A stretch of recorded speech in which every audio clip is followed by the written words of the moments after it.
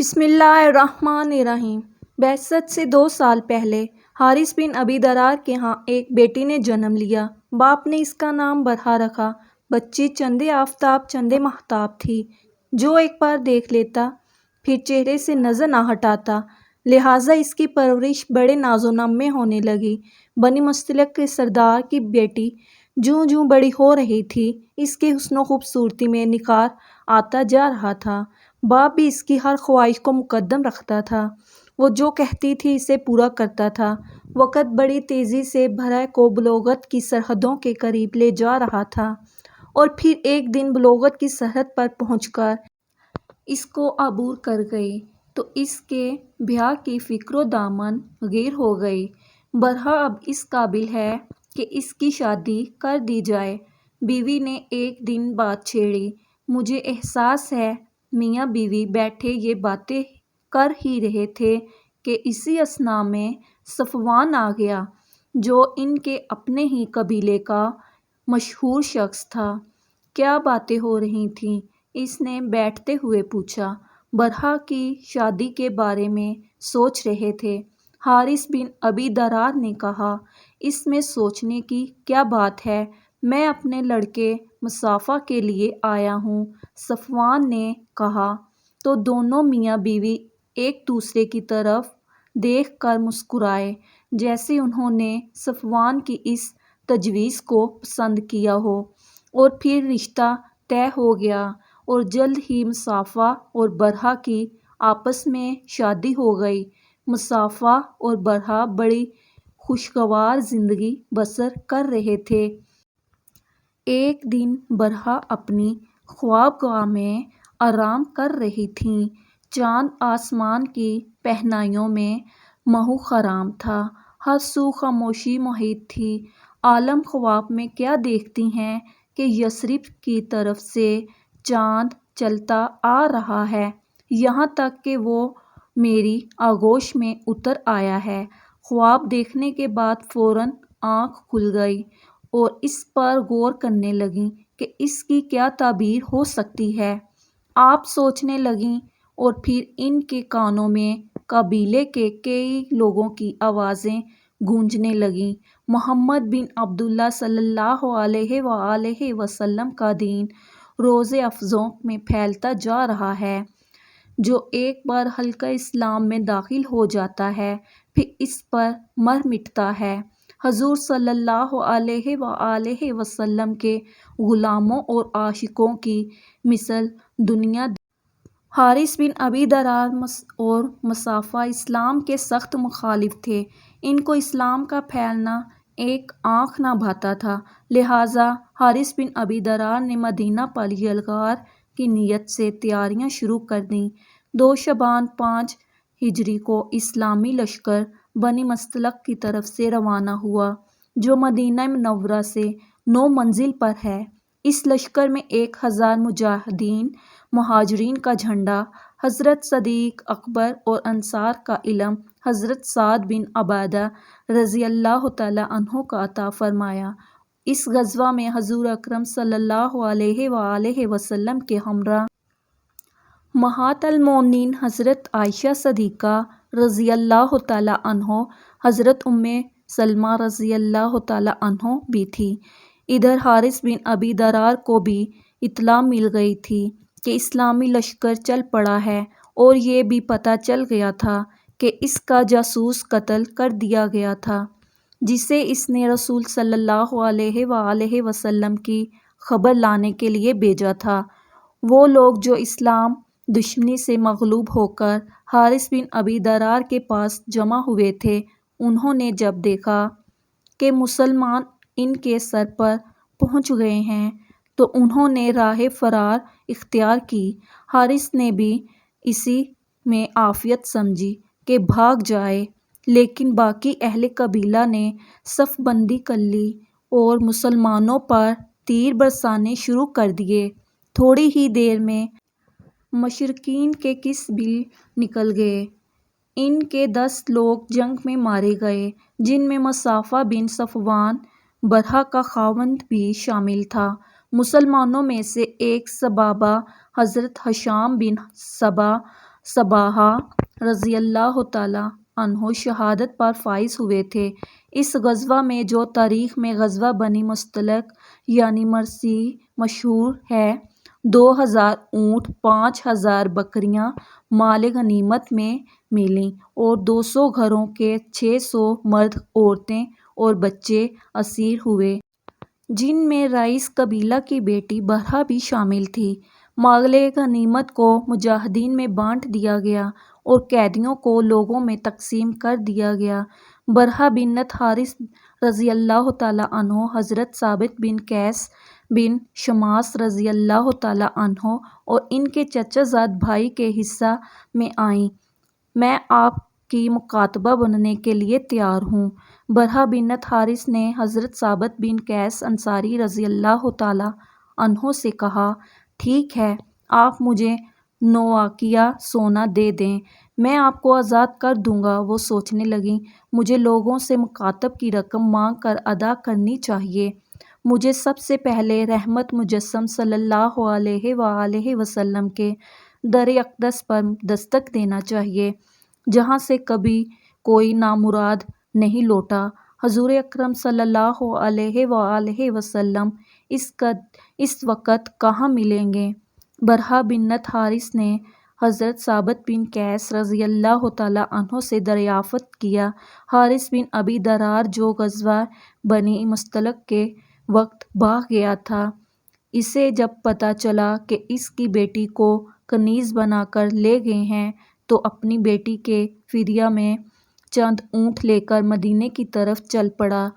جب وہ اونٹ لے کر چلا تھا، ان میں سے 2 اونٹ اسے بہت پسند تھے، لہٰذا وہ اس نے وادی عقیق کی گھاٹیوں میں سے ایک گھاٹی میں چھپا دیے اور باقی اونٹ لے کر رسول صلی اللہ علیہ وآلہ وسلم کی خدمت اقدس میں پہنچا۔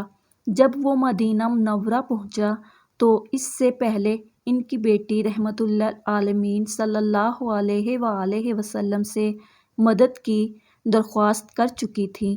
آپ باہر تشریف لائے تو حارث بن ابی درار نے عرض کی، میری بیٹی کنیز نہیں بن سکتی، میری شان اس سے بالا تر ہے، میں اپنے قبیلے کا سردار اور رئیس عرب ہوں، آپ اس کو آزاد کر دیں اور فدیہ لے لیں۔ وہ 2 اونٹ کہاں ہیں جو تم راستے میں چھپا آئے ہو؟ رسول اللہ صلی اللہ علیہ وآلہ وسلم نے دریافت فرمایا اور اس گھاٹی کا نام بھی بتا دیا جہاں انہیں چھپایا تھا۔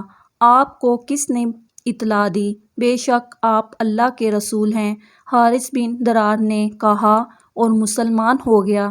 برہا بنت حارث جب آزاد ہو گئیں تو انہوں نے حضور صلی اللہ علیہ وآلہ وسلم کی خدمت عالیہ میں ہی رہنے کو کفایت دی اور والد کے ساتھ جانے سے انکار کر دیا۔ جب رسول اللہ صلی اللہ علیہ وآلہ وسلم کو علم ہوا تو آپ صلی اللہ علیہ وآلہ وسلم نے حارث بن ابی درار رضی اللہ تعالیٰ عنہ کو برہا سے نکاح کا پیغام بھیجا تو انہوں نے بصد خوشی قبول کر لیا۔ حضور اکرم صلی اللہ علیہ وآلہ وسلم نے حضرت برہا رضی اللہ تعالیٰ عنہ کے قبیلے کے 40 غلام بھی آزاد کر دیے۔ آپ نے برہا کا نام بدل کر جویریہ رکھ دیا اور اس طرح حضرت جویریہ رضی اللہ تعالیٰ عنہ کا وہ خواب سچا ثابت ہوا جو انہوں نے کئی سال پہلے دیکھا تھا کہ یثرب سے چلتا ہوا چاند ان کی آغوش میں آ گیا ہے، اور جو تعبیر انہوں نے اس وقت نکالی تھی وہی نکلی۔ برہا کا مطلب نیکی، احسان ہے، لیکن اس لفظ کے استعمال سے منفی معنی بھی نکلتے ہیں، جو بقول حضرت برہا بن عازب رضی اللہ تعالیٰ عنہ حضور اکرم صلی اللہ علیہ وآلہ وسلم اس نام کو مگر وہ جانتے تھے اور اسی بنا پر برہا کا نام بدل کر جویریہ رضی اللہ تعالیٰ عنہ رکھ دیا تھا۔ جب لوگوں کو علم ہوا کہ آقائے نامدار صلی اللہ علیہ وآلہ وسلم نے حضرت جویریہ بنت حارث رضی اللہ تعالیٰ عنہ سے شادی کر لی ہے تو وہ لوگ بولے، کیا یا رسول اللہ صلی اللہ علیہ وآلہ وسلم کے سسرال والے غلام بنائے جائیں؟ ہرگز نہیں، یہ محبت کے منافی ہے۔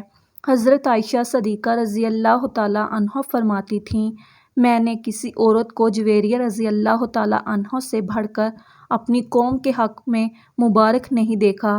ان کے سبب بنو مستلق کے امیر گھرانے آزاد کر دیے گئے۔ ام المومنین حضرت جویریہ بنت حارث رضی اللہ تعالیٰ عنہ کے تمام بہن بھائی اور والد دولت اسلام سے مالا مال ہو گئے تھے۔ حضرت جویریہ رضی اللہ تعالیٰ عنہ کے لیے مسجد نبوی کے قریب ہی امہات المومنین کے دوسرے حجرات سے متصل ایک حجرہ تعمیر کرا دیا گیا تھا۔ بقول ابن سعد اس کی دیواریں کچی اینٹوں کی اور چھت کھجوروں کی شاخوں سے بنائی گئی تھی جسے گارے سے لیپ دیا گیا تھا، اور دروازے پر اونی ٹاٹ کا پردہ تھا جس کا طول 3 ہاتھ اور عرض 1 ہاتھ تھا۔ ایک دن رحمت اللہ عالمین صلی اللہ علیہ وآلہ وسلم وہاں موجود تھے تو حضرت جویریہ رضی اللہ تعالیٰ عنہ نے عرض کی، یا رسول اللہ صلی اللہ علیہ وآلہ وسلم، آپ کی دوسری عورتیں مجھ پر فخر کرتی ہیں کیا؟ جب انہوں نے بتایا، آپ صلی اللہ علیہ وآلہ وسلم نے فرمایا، میں نے تمہارے مہر میں بڑی رقم ادا نہیں کی، کیا میں نے تمہاری قوم کے 40 غلام آزاد نہیں کیے؟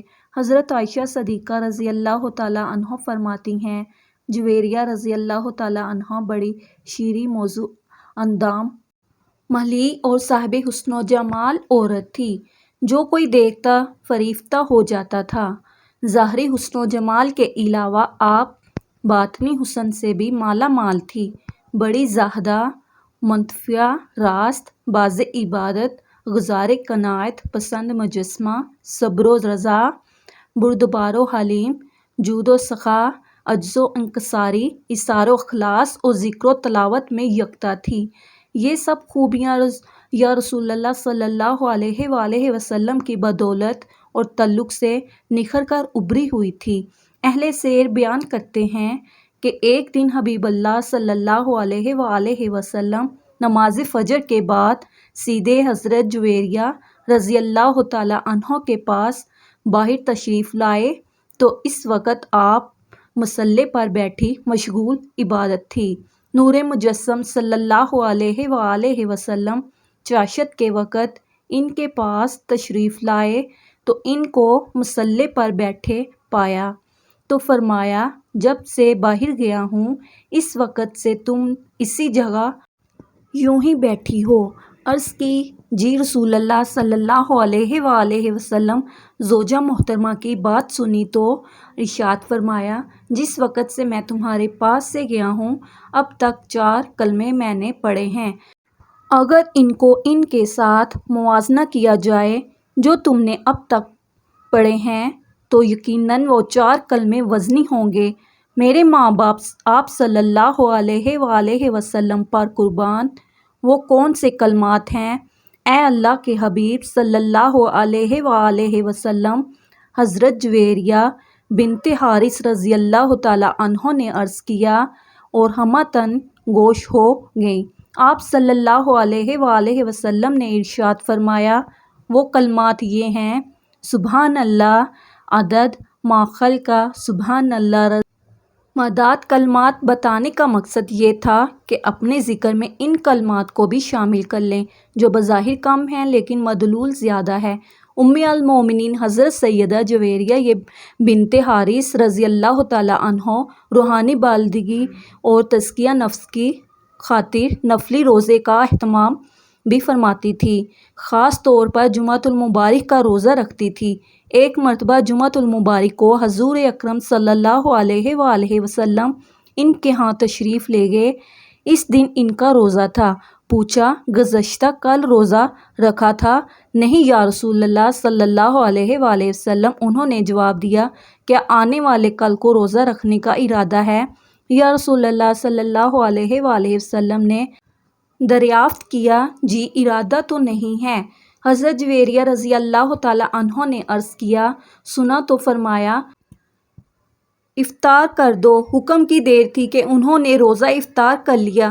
اس سے امت کی تعلیم مقصود تھی کہ کسی خاص دن کو نفلی روزے کے لیے مخصوص نہیں کر لینا چاہیے تاکہ یہود نصاری کے ساتھ مشابہت کا موجب نہ ہو جائے، کیونکہ وہ معین دن کی تعظیم کرتے ہیں۔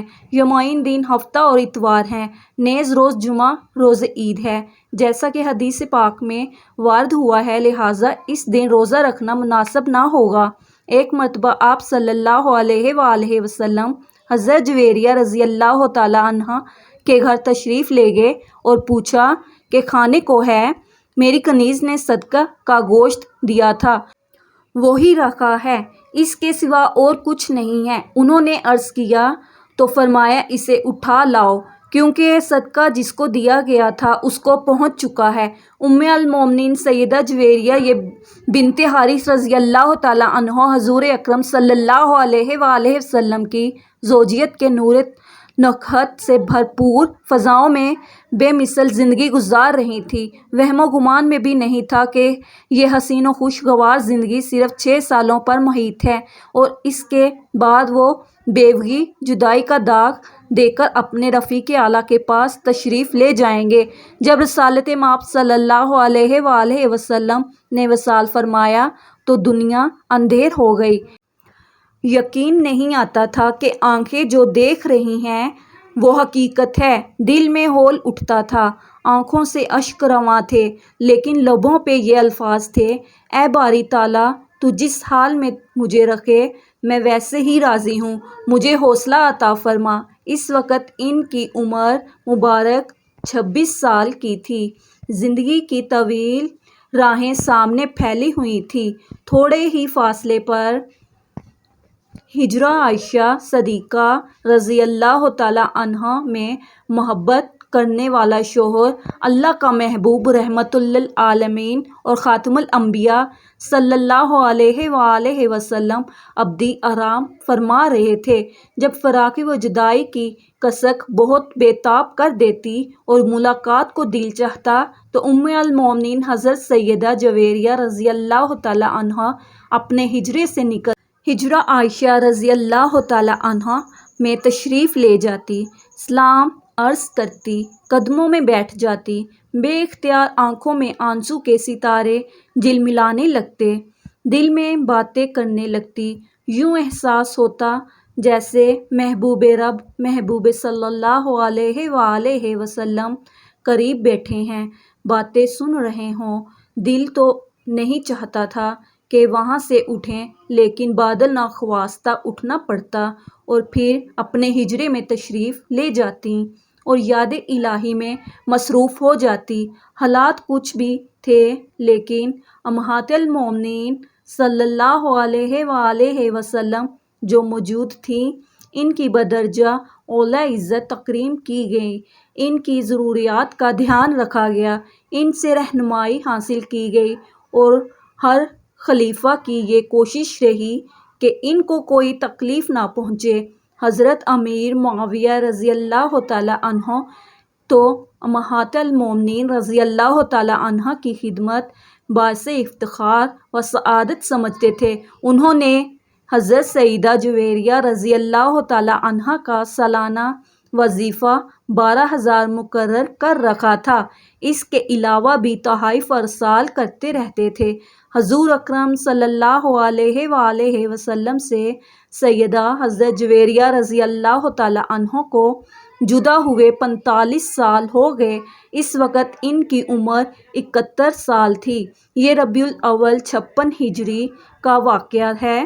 سوچ رہی تھی کہ اس مہینے میں آقا نامدار صلی اللہ علیہ وآلہ وسلم سے جدا ہوئی تھی۔ یہاں پہنچ کر ان کی سوچیں گہری ہو گئیں۔ محبت و اتباع کی یہ بھی صورت تھی کہ اس مہینے بلاوا آ جائے، اور پھر بلاوا آ گیا۔ طویل جدائی کے بعد اب اصل کا وقت آ گیا تھا۔ آپ صلی اللہ علیہ وآلہ وسلم پہلے سے تیار تھی اور پھر روح قفس عنصری سے پرواز کر گئیں۔ ان دنوں حضرت امیر معاویہ رضی اللہ تعالیٰ عنہ کی طرف سے مدینہ منورہ میں مروان بن الحکم حاکم تھا۔